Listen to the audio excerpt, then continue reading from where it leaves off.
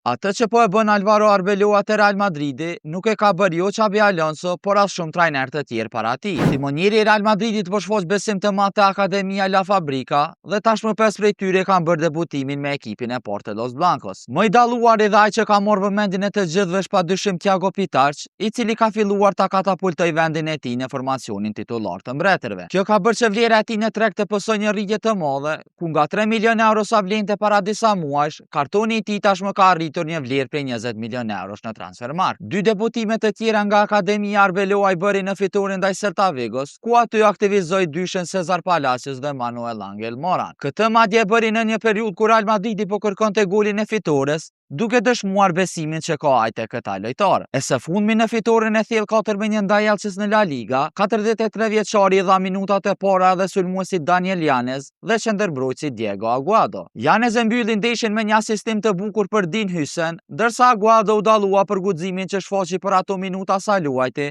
pavarësisht se është vetëm 19 vjeçar. A mendoni se Arbeloa duhet të vazhdojë të besojë të rinjve, apo Real Madridi ka nevojë për transferime në verë? Na tregoni në hapësirën për komente.